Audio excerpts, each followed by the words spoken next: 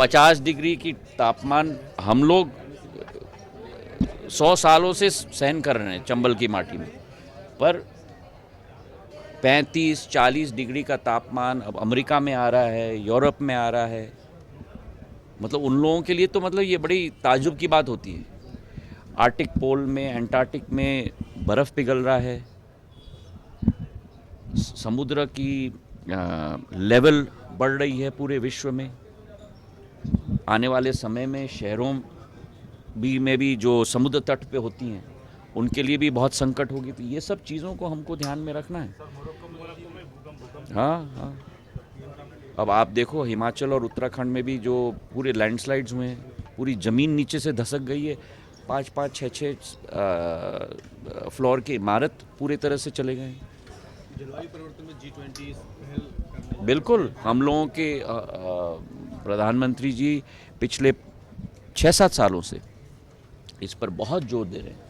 चाहे जलवायु परिवर्तन हो, चाहे मिलेनियम डेवलपमेंट गोल्स हो, कि संपूर्ण विश्व का एक समान विकास और प्रगति होना चाहिए। ये सारी चीज़ें इस G20 के सम्मेलन में भी विषय हैं, एजेंडा हैं। और एक नया दौर आया है जहां भारत इन चीज़ों का नेतृत्व विश्व स्तर पर कर रहा है। अब परसों सांची में पहली सोलर सिटी की शुरुआत मुख्यमंत्री जी की पहल में की गई है। 5 मेगावाट अतिरिक्त सौर ऊर्जा से उत्पन्न हो रहा है सांची शहर। रीवा में सबसे बड़ा सोलर प्लांट पूरे देश में लगा हुआ है 750 मेगावाट का। तो मध्य प्रदेश भी इसमें बहुत बड़ा अग्रसर एक रोल अदा कर रहा है। सर आप तो बोलते जन आशीर्वाद यात्रा आज खंड में पहुंची, किस तरह का समर्थन देख रहे हैं? क्योंकि देखा है कि कुछ जगह पथराव जैसे नीमच में हुआ, फिर मुरैना में भी। देखिए कांग्रेसियों की जो आप और हम कम बात करें वो ज़्यादा अच्छा है। जन आशीर्वाद यात्रा में भी पोस्टर लगवाना, नारेबाजी करना, एयरकोर्ट अरेस्ट करना, ये क्या नाटक है भाई? क्या नाटक है? कमलनाथ जी तो कहते हैं ना कि चुनाव एक उत्सव है प्रजातंत्र का। अरे भाई, कोई उत्सव में पथराव करता है, कोई उत्सव में पोस्टर लगाता है, कोई उत्सव में जेल भरता है। आप अपना करिए ना, कौन रोक रहा है आपको? हर दल को अपना हक है, अपना मत, अपनी विचारधारा जनता के समक्ष रखने के लिए। कांग्रेस की सदैव ये विचारधारा रही है कि अपना लकीर लंबा मत खींचो, दूसरे के लकीरों को काटो। चाहे वो जनता के साथ यही सोच है, चाहे किसान रहा हो, चाहे महिला रहा हो, चाहे युवा पीढ़ी रही हो, चाहे अतिथि शिक्षकों की बात हो। किसान के साथ वादा खिलाफी की, 10 दिन में हम ऋण माफ कर लेंगे, नहीं तो मुख्यमंत्री बदल देंगे। 26 लाख फर्जी प्रमाण पत्र बांटे गए। महिलाओं के साथ वादा खिलाफी की, महिलाओं को नए नए हक दिलवाएंगे, और अब फिर वही राग लपेट रहे हैं, दोबारा नकल कर रहे हैं शिवराज सिंह जी की लाडली बहना योजना का। जब आंगनवाड़ी महिलाओं का वेतन काट दिया, युवा पीढ़ी के साथ वादा खिलाफी की, जब कहा उन्होंने कि हम बेरोजगारी भत्ता देंगे और 15 महीनों तक नामो निशान नहीं।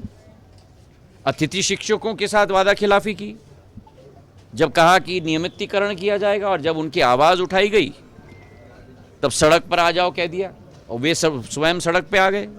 और आज शिवराज सिंह जी ने जो कदम उठाए हैं, मैं उनको दिल की गहराइयों से धन्यवाद देना चाहता हूँ कि उनका मानदेय डबल किया है, उन आरक्षण उनके नौकरियों में 50% तक बढ़ा दिया है, उनका अनुबंध 1 साल तक कर दिया है, बोनस हर साल देने का कार्य किया है, हर पीरियड के आधार पर नहीं लेकिन हर महीने के आधार पर उनकी मानदेय देने का निर्णय लिया है।